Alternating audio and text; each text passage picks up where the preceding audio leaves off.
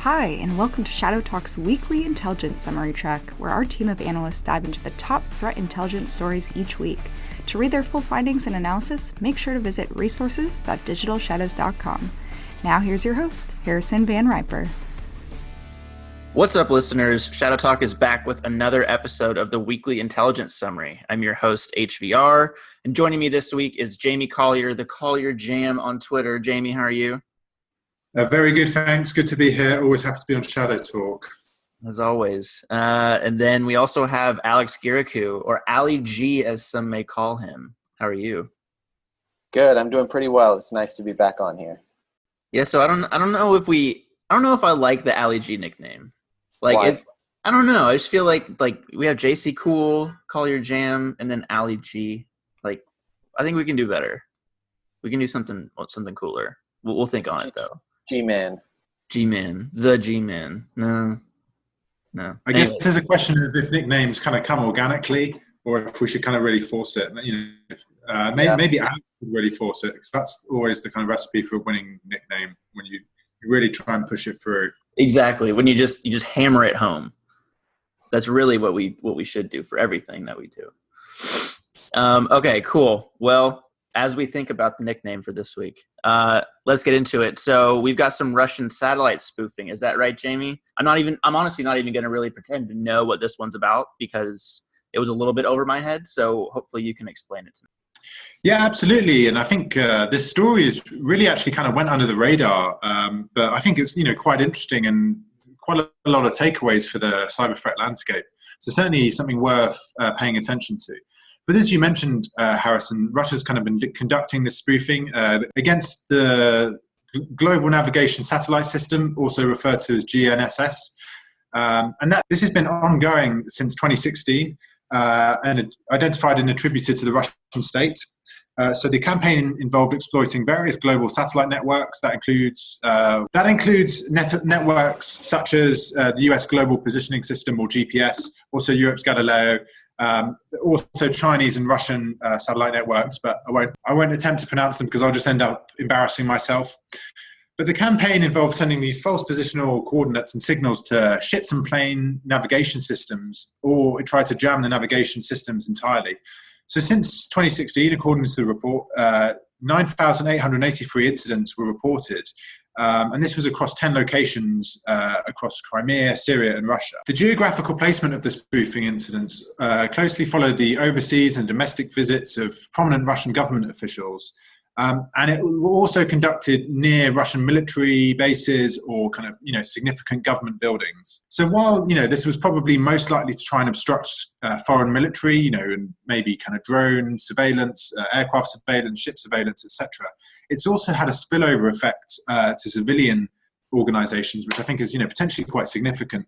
So out of those kind of 9,000 plus incidents that were recorded, at least 1,300 of those incidents affected civilian ships. There was also a discussion of how this could potentially affect civilian aircraft flying above these locations where the spoofing was taking place. And I think the final thing to mention here is that the use of GNSS spoofing technology to protect government officials that are on the move also implies that Russian forces have developed mobile jamming units. Interesting. So do you think that this mainly affected the transport sector? Yeah, the main impact is clearly for ships and aircraft operating in and around the geographies where this took place. But I think what's important to remember with transport is the indirect impacts that can have. So for any sector or organization that's reliant on freight or shipping, organizations operating just-in-time supply chains, for example, any impact on shipping lanes can then have a follow-on impact that could be quite severe. But apart from those indirect risks, GNSS systems are used for all sorts of things. They're used for television broadcasting systems, smart home technology. You've got the kind of police, ambulance, fire brigade using them. The finance sector even uses it. So this is technology that really underpins a variety of societal functions. Yeah. Aside from the kind of military aspect of this, how accessible is this kind of technology or similar to kind of the general public? And do you think that we'll see more of this as this becomes more accessible? Yeah, so I think that leads us nicely into the kind of the future threat landscape. And one of the pieces the report was really talking about is how the technology that's required to actually spoof signals is becoming increasingly affordable. Now discussion of these devices being able to be produced for under $300. So I think what that will mean is that threat actors will, A, it will become more affordable. B, they are going to be seeing that these campaigns are being used, that, just the kind of awareness piece in terms of how they work. So I think that will lead to kind of other threat actors conducting GNSS attacks, potentially more kind of cyber criminal application. This could, be related to things like autonomous vehicles, potentially causing reputational damage, but potentially also areas like piracy and ship theft. A lot of application there in terms of the maritime sector. There's also potential application in terms of extortion. Attacks could be perpetrated with GNSS spoofing, with attackers holding commercial or passenger vehicle navigation systems as hostages. All right, cool. Well, yeah, listeners, remember to download the full intelligence summary at resources.digitalshadows.com, and you can get the full rundown of this activity. All right, so moving on to the highlights from this week. Alex, what do we have? So the first one we have today is some activity from APT-33, the Iranian state-associated threat actor. And they were observed using the ever so popular WinRAR vulnerability, which we've seen being used in a variety of campaigns over the past couple of weeks. So it's unsurprising that we're seeing it being used at this scale. So APT-33 was seen targeting engineering, manufacturing, and various financial organizations in Saudi Arabia and the US since February 2019. So it kind of goes to show how this vulnerability is both being harnessed by low-level threat actors as well as state actors as well. I mean, we talked about WinRAR on the show, actually. How dare they take over my WinRAR? It's a classic application that no one ever pays for the full version, right? Whoa. Let's not go that far. Hey, they don't make you. That's true. All right. Well, yeah, interesting. Definitely something to keep an eye on. All right. So, Jamie, what do you have? Yeah, a new campaign referred to as Solar was identified. This involved phishing emails with links to at least 4 of South Korea's most prominent websites that were actually compromised through malicious JavaScript code. So, essentially kind of a watering attack via phishing emails, which is quite uncommon, especially given the popularity of these websites. We still don't know exactly what's going on here in terms of the threat actor behind the campaign or the motivation. All right. Then on to our third highlight, Alex. So we have Earl Enterprises restaurants, and I believe they own the chains like Buca di Beppo and Planet Hollywood. So they were affected by some physical point-of-sale malware on the actual restaurant terminals that are used in the physical locations between 23rd of May and 18th of March 2019. So a pretty long period during which they were affected. And so a separate report had indicated that approximately 2 million customer records were possibly compromised, and they have been detected for sale on some criminal marketplaces. So this kind of goes to show that even though we have this big influx of virtual skimming against e-commerce websites, physical point-of-sale malware is still definitely a big deal. Yep, for sure. For sure. Interesting. All right. So is there anything that's going on that the listeners should keep an eye out for other than what we've already talked about? So the 7th of April, that's this Sunday, marks the anniversary of the anti-Israeli hacktivist campaign Op Israel.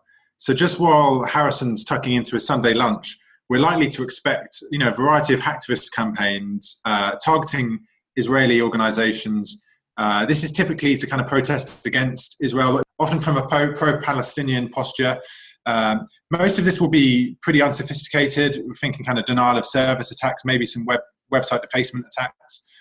But we've already seen kind of early indications that this is going to go on. There's a Facebook event of Op Israel that's already posted images claiming to have hacked into CCTV footage of Israeli organizations. There's a Pastebin site posting various Israeli websites that are potential targets, some Twitter chatter as well. So, I think we're already kind of seeing evidence that this is taking place and likely to kind of ramp up as we get closer to Sunday. Cool. And then Alex? So we have some upcoming elections in India, and these kinds of things are always attractive points for a variety of threat actors.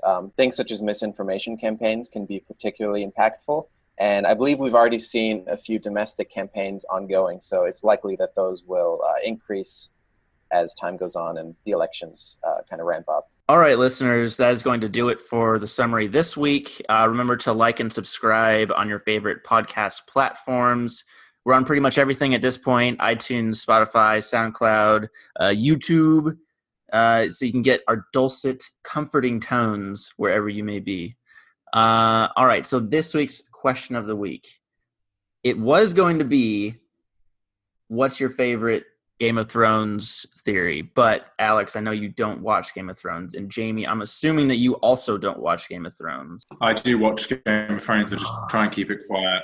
So there you go. I'm the only person in the entire world that doesn't watch Game of Thrones. Yes, apparently. You and your girlfriend, you both need to get on that. It's All just right, so well, intimidating. There's so much. I don't know where to start. whose fault? That's your fault. You should have caught on 10 years ago.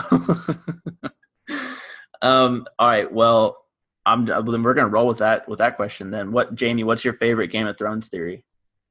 How is it gonna end? Well, I'm not able to answer that because in between each season of Game of Thrones, I managed to forget everything that's happened before. And, the first half of each season, I am just the most confused person. But maybe I could kind of offer a controversial opinion, and that is that the scrutiny, the criticism of King Joffrey is, for my money, completely unfair. Whoa. That is highly controversial. Why is that? Well, he's kind of presented as this cruel and oppressive dictator, as a tyrant. Yeah. But actually, he's this vulnerable, insecure young child. And the expectation that a child can be kind of thrust into that role with all the pressure surrounding the monarchy and, ruling the Seven Kingdoms and the family dynamics, and to be able to just assume that they were going to become a good king at that age, I think is completely unreasonable. Well, okay. To be a good king, sure, I get that part. But he also, tortured and, killed people. So, I feel like there's a balance in there somewhere between being a child and, torturing people. There's some sort of balance in there somewhere. No, I don't know. Nature versus nurture. Right, family. Yeah, that's a fair point. Nature versus nurture. Okay, so my theory. You want to hear my theory? I think that everybody's gonna die at the end. Everybody, and Night King is gonna win. Basically, spoilers by the way for Game of Thrones last season. And Night King is gonna sit on the throne, and then he's gonna accidentally poke himself with Valyrian steel, because I think the throne is made out of Valyrian steel, right? So he's going to poke himself, then he's going to die because all the White Walkers are, vulnerable to that. And then that's that. And then everybody's dead. Or what if the season just ends and then it cuts to a scene of Hodor just peacefully sleeping in front of a fireplace, and it was all in his head? And then he just he slowly closes a book afterwards, and he's like, yep. Hodor. That I think I'd be somewhat happy with that as well. But I'm just imagining. It's a peaceful ending. It is no one has to die. There you go. I'm just imagining that there's going to be all kinds of destruction and death happening in the last season. I feel like it doesn't have to be like that. That's how George R.R. Martin, intends it. That's how he wants it. And so it shall be. And so it shall be. His will be.